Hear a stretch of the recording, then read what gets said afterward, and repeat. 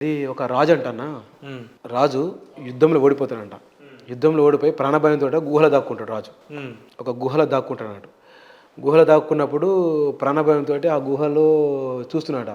చిన్ని అమ్మ యుద్ధంలోనే చనిపోతే అయిపోతుండే. ఇప్పుడు గుహలకొచ్చి నేను బతికింది సాధించేది ఏమున్నది అని చెప్పేసి రాజు అనుకుంటాడట. ఓకే. ఇప్పుడు బాగా తీక్షణంలో డిప్రెషన్‌లోకి వెళ్ళిపోతూ ఒక చీమను చూస్తాడు. ఓకే. రాజు ఒక చీమను చూస్తాడు. ఆ చీమ అత్యంత పెద్ద గోడ లాంటి ఒక బండరాయిని ఎక్కుతుంటన్నాడు. ఓకే. సాఫ్ట్‌గా ఉన్న బండరాయిని ఎక్కుతుంటది, కింద పడుతుంటది. ఎక్కుతుంటది. ప్రొద్దున నుంచి సాయంత్రం వరకు ఆ చీమనే అబ్జర్వ్ చేస్తాడు. అరే ఈ చీమ పిచ్చిలేసిందా? గిట్ల పోతే అయిపోతున్నాయి కదా! అవును. గమ్యం పోతుండే. ఈ పెద్ద గుట్టను ఎక్కడం ఏంది? హ్మ్. కింద పడడం ఏందని ఆయన అనుకుంటాడు. ఎందుకంటే ఆ చీమకు తెలుసు. హ్మ్. ఆ గుట్టని ఎట్లైనా ఎక్కాలే, నా గమ్యస్థానం నేను చేరుకోవాలని తెలవదు ఆ చీమకు. అవును. చీమకున్న యాంటీ ఉంటాయి కదా! దాని ముళ్ళు టార్గెట్ లాంటివి. దానికే ఉంటుంది. తెలుసు. ఆ లాస్ట్‌కు రీచ్ అయితది. ఆ గుట్టెక్కిన తర్వాత తన సమూహం అక్కడుంటది. అవును. తనకు కావాల్సిన సమూహం అక్కడున్నది. ఆ గుట్టెక్కి వెళ్ళిపోతున్న తర్వాత కొన్ని చీమల దండుతోటి వెళ్ళిపోతుంటది. ఓకే. దండుతోటి వెళ్ళిపోయి ఏ చీమ అయితే గుట్టెక్కి తన లక్ష్యాన్ని చేరవాలనుకుంటుందో ఆ చేరి తన లక్ష్యంలో శత్రువు ఎవరున్నా ఆ గుట్టెక్కి శత్రువుని చంపుతదన్నట్టు. ఓకే. శత్రువుని చంపేస్తది. సో ప్రవీణ్ సార్ ఏందంటే ఈరోజు ప్రవీణ్ సార్ ఓడిపోలేడు. జస్ట్ బ్రేక్ అన్నట్టు అది. ఓకే. ఇప్పుడు ఇంకింత నేర్చుకోనికి సార్‌కి ఎక్కువ అవకాశం ఉంటదన్నట్టు.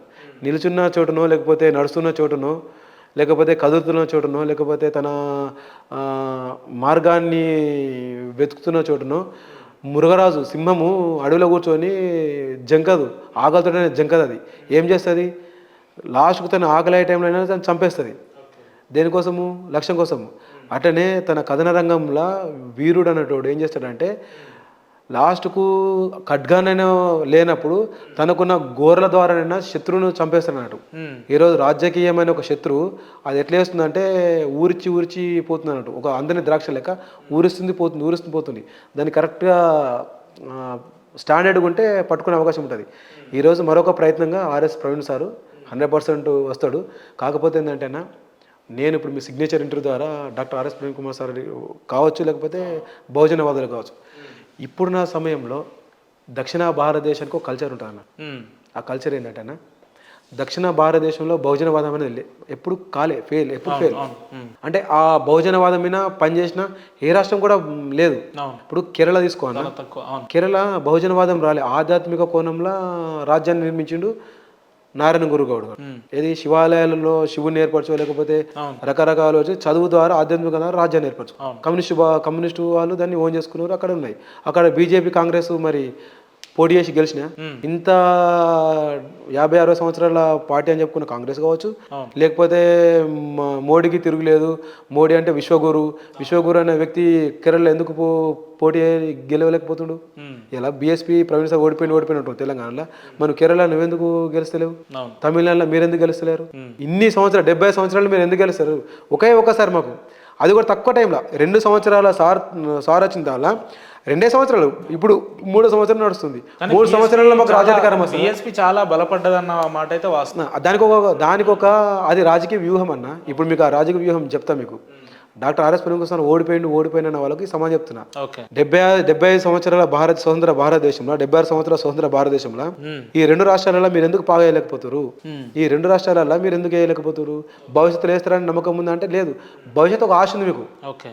అఖండ భారత్లో కాషాయ జెండా ఎగరేద్దాము, 100 సంవత్సరాలలో కాషాయ జెండా ఎగరేద్దామని ఒక అద్వానీ మోడీ పెట్టుకున్న విధానంలో హెడేవాకర్ గారు నిర్మించారు.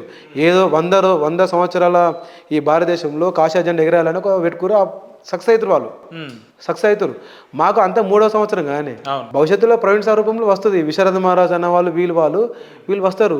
అయితే వీళ్ళకి ఇస్తున్న సూచన సలహా ఏంటంటే చిన్నోనే కావచ్చు, వీళ్ళు ఏం చేయాలంటే భారత రాజ్యాంగంలో బాబాసాహెబ్ అంబేద్కర్ ఏం చేసిండంటన్నా హ్మ్. భవిష్యత్తులో వీళ్ళు బహుజన పదము అన్ని రాష్ట్రాలలో ఫెయిల్ అవుతారు. సో రాజకీయ రిజర్వేషన్లు ఎస్సీలకు ఎస్టీలకు ఇచ్చినాము. ఈ రాజకీయ రిజర్వేషన్లన్నా కనీసం పోటీ చేసి ఒక ప్రతిపక్ష పార్టీగానో లేకపోతే గొంతుగా మారాలి వీళ్ళు.